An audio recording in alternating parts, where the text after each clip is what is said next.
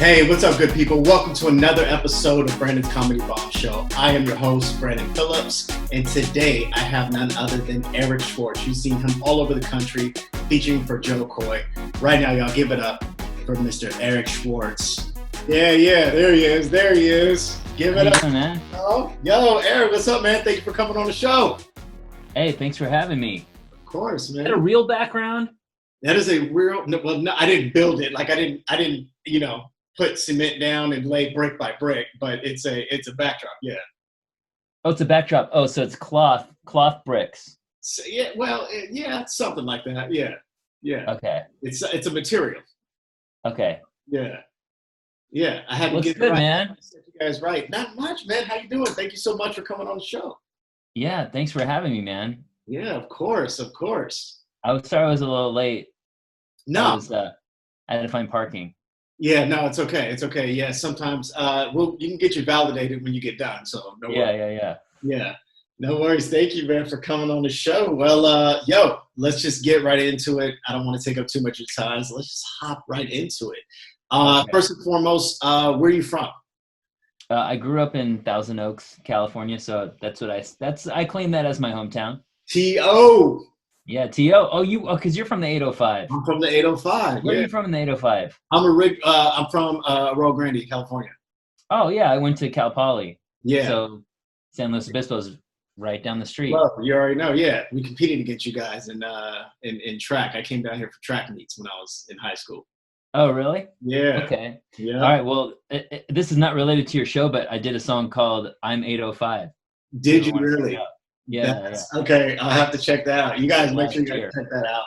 He's got a song called 805, so make sure you put that in when this episode airs. But yeah. Oh, that's dope, man. Okay, Thousand Oaks. You a California boy. You grew up over here. I love it. Yeah. And how long have you been doing stand up for? How long have you been? I actually started at Cal Poly. Really? Yeah, I started putting on my own shows. So I'd say what this year is going to be. I haven't done the math recently. I think I'm 26 years this summer. Wow. Yeah. Dope. Wow. Okay. Wow. So you've been grinding for a minute, and people don't know about Cal Poly. It's slow, but it's a very small college town. It's a very, very small college town. So to even build anything like stand-up is a huge deal there. Yeah, I was pretty much, there were maybe a couple of other guys in school that wanted to do comedy, but there was no comedy scene anywhere. I would just put my own shows up in the dorms, and I don't think I got off campus with it. I think I did stuff on campus, and then when I graduated, I started doing shows in LA. Oh, okay. Yeah. Wow. Yeah. No, that's that's dope that you started, because I know I did not start doing stand-up there. I didn't start until I was well into LA. So Yeah, that's dope. So your show's all about bombing, though, right? My show is. So yeah, this is the segue. This is the segue. So I just to let the people know a little bit about you and your start and all that stuff. So obviously, you've been doing stand-up for quite some time, man. So tell me, what is your most memorable bombing set that you've had? Wow. Well, the bombs you want to forget, but you can't forget them. So that's why they're memorable. You can't forget. You're just you need those. Yeah, you try to bury them in with your childhood traumas, but they come up again. Yes. And one of the worst ones I ever did was a good lesson in trust your gut. Right. I've been known to do a lot of songs. I do a lot of songs. I still do music in my shows. Yeah. But at this point, this must have been, it was a long time ago. It was whenever the movie Hustle and Flow came out, because I did a parody song of Hard Out Here for a Pimp. Okay. When is that? Because I have a joke where I 2006? Yeah. 2006, maybe around there. I don't know. Yeah. I did a joke where I take my glasses off and I go wimp with my glasses on, take them off, I go pimp, right? So I did this, I did a parody of Hard Out Here for a Pimp called Hard Out Here for a Wimp. and hard out here for a wimp when you're trying to make this money as a pimp, right? Hilarious. Okay. So this stupid, silly parody song, and I sent it out to my email list, and I got a message back from the woman who had booked me on BET Comic View. And she said, I'm doing the Image Awards. Would you come perform this on the Image Awards? And I was like, yeah, well, sure. Are you sure? Right. Yeah, I kind of was like, I kind of was like, I don't know if I would feel good about doing that, because she told me what the Image Awards were, and it was like a celebration of Black, excellence in Black entertainment, or I don't know if it's media and television and film and television. Yeah. And so I didn't want to pass up the opportunity. And this was, if she heard the song and was like, this is perfect for what we're doing. She must know. Yeah, then okay, right. I guess so. And she goes, I want you to get dancers and you be the pimp and hire some dancers and do a performance of this song. The song doesn't really say, I mean, it was not appropriate. And I just, the whole time was feeling like, I don't know if I should do this. Right. And we rehearsed it and everything. And so you actually, you had a full on like dance studio, like you had dancers, like you had the full performance. I had two dancers. Okay, you had two dancers. Okay. I had two dancers and we rehearsed, and basically I performed this song, and D.L. Hughley was the host. Okay. Of this, and as it's going on, I'm like, man, I just hope. And I was asking the dancers, I'm like, do you think this is like okay? You had two black dancers? I had one black and one white dancer. Okay. Because in my mind I was saying, this seems really bad if I'm like, you know what I mean? Like, I'm like, I gotta make sure. I mean, it's gonna be. I mean, I don't want to make that statement that I'm pimping. Right. Black women. Right. Being a pimp, where we're celebrating black artists, entertainers. Yeah. And I'm like, I don't know. And I'm like feeling like I'm cringing I'm like, I don't know. Well, she thinks it's gonna be funny. She's more of an expert on this. She's booking it. Right. So I should do it. Right. And then I get on and I do it, and as I'm going, I'm like, before I go out, I'm like, okay, you know what?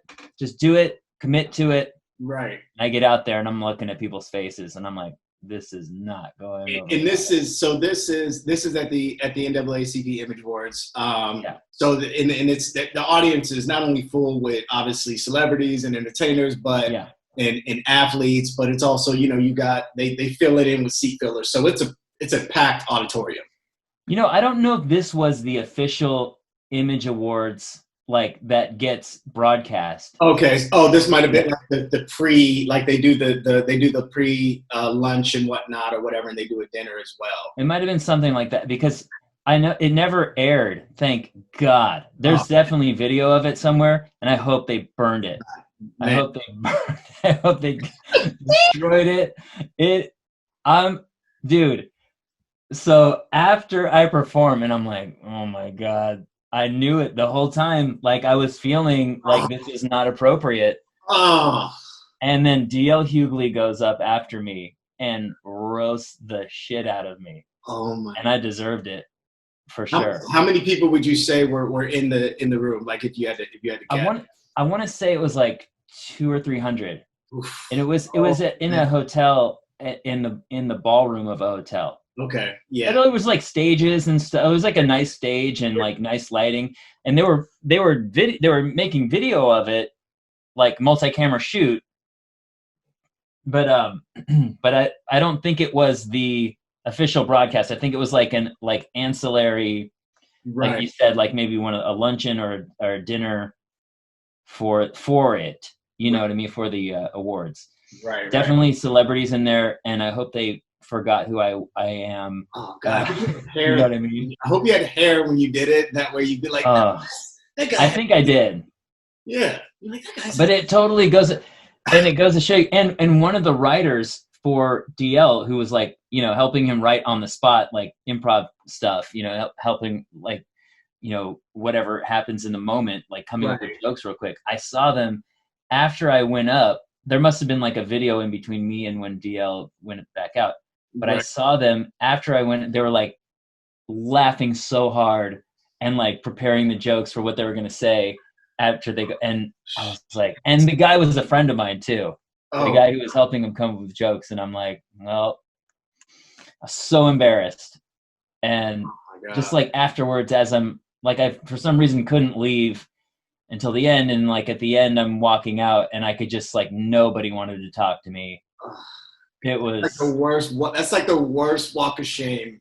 It's the worst walk of shame. Normally you do a walk of shame and you're leaving like, you know, girl's house and like her friends are around, like it's like a few roommates or whatever. This is like 200-300 people that you have to walk by. And it was, and like I knew who some of them were because they're celebrities. Right.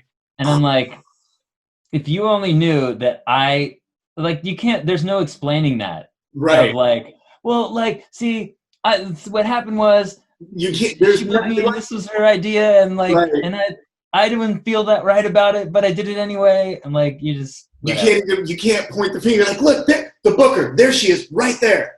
Arrest her, there she is. And maybe she had a different idea of how it would go over, and I think she thought it went over well. I didn't. Maybe I'm imagining it, but I'm pretty sure if anyone watched the tape back. Well, usually when you get done with a performance, people clap. So, so I don't know if that happened after your performance, but if it didn't, it probably didn't, you know. I can't say specifically, but I don't remember clapping. But it might have just been because I was horrified and I was just hearing that voice in my head more louder than anything. Oh my God. Yo. Wow. Man. That was a bad one, man. That was a bad one. That is brutal. Oh my God. Yo. So wow. So wait. So after you did that performance, did you retire that joke? Like, did you retire that bit that you did, or were you like, no, I'm gonna keep this? Depending on the audience. I don't think I ever performed it like that again. I mean, okay. It was a song. I think the song, I put it on a parody album. I don't think the song by itself, I have to re-listen to it. I haven't listened to it in a while, but I remember the song was more making fun of myself as this nerd. Right. You know, it was like more like culture and hip hop and what was going on in the movie. You're like, I'm not a pimp, obviously. So I think the way to do it, like in hindsight, if I were forced to do that performance of that song, I would have to make me the joke, where it's this guy who thinks he's cool, but like everyone knows he's an idiot. And I might have changed a lyric, you know, like when everyone expects me to be cool, when everyone expects me to be a pimp right now, but I'm not, you know, like, I think that's the way to approach it. Where the other way that we did it was the obvious way of like way on the nose and inappropriate, you know, so that's why it didn't work. Yeah. Well, doing it in a crowd of, you know, 200-300 people, probably, if it was 200-300 white people, they probably would have been like, oh, this is great, you know. I don't know, because if it was me watching myself, I would be like, what is this? You know? Right. That's hilarious. So after you did, how long? I mean, that's a bomb. That's like that was a pretty big bomb. How long? Well, says the guy who does the show about bombs. Yeah, exactly right. Yeah. So how long did it take you after that? Because it was a different type of show in terms of actual stand-up, but how long after that did it take you to get back on stage to just perform stand-up? Because I know some people like, after you bomb, sometimes it can take a minute. Sometimes you're like, nope, I attacked it, you know, or whatever.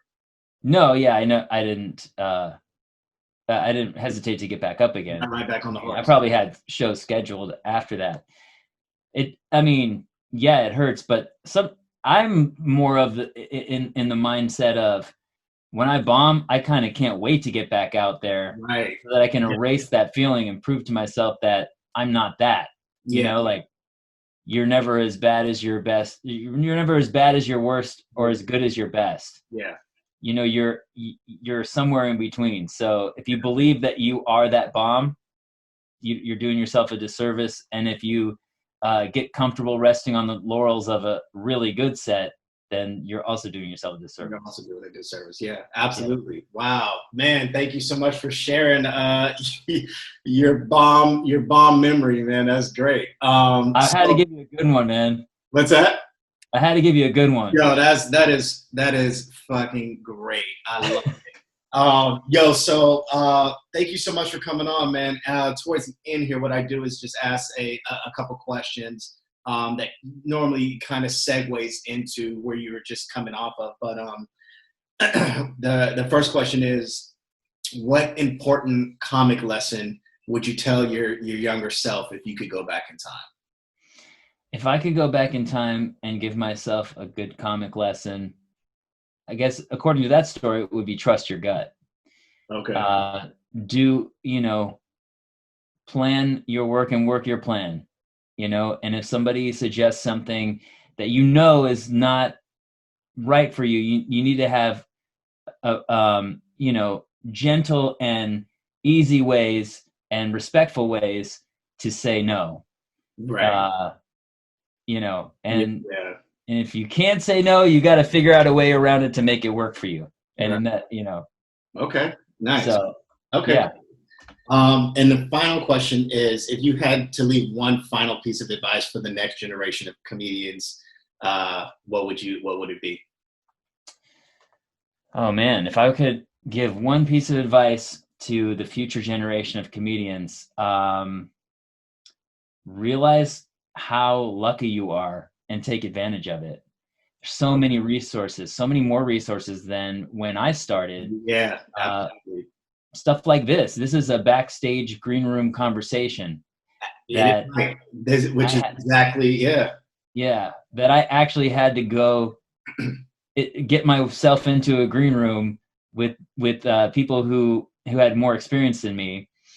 And like hear one of those stories maybe every couple of years, and but you're making a whole series of them, so that you can get all that information downloaded into your brain, right? Much faster. There's so many, like to see amazing comedy from a headliner, I'd have to go to the club or maybe find a movie at Blockbuster. If they did tons of online specials and comedy. There's just so many resources, and just there's so many resources between podcasts and digital, and utilize those and then go do it as much as you can. So I love that. Yeah. I love that. Thank you, man. I appreciate it, y'all. Yeah, man. Again, you guys, Eric Schwartz. If there's tell the people where they can find you and anything you got coming up next on social media and whatnot. Tell the people where they can find you. Sure. My website, ericschwartzlive.com. You can link to any of my social media there. Instagram is Eric Schwartz with 3 E's, EEERIC SCHWARTZ. Oh. And Twitter and Facebook are just Eric Schwartz. So yeah. There you go. Perfect. All right, cool. Well, E, thank you so much, man, for coming on the show. I appreciate you so much, brother, and can't wait to see you hitting these stages, man, once we get out of this this full quarantine. Thanks, man. Thanks for having me. You got it, brother. Have a good one. All right, you too. Bye. Later.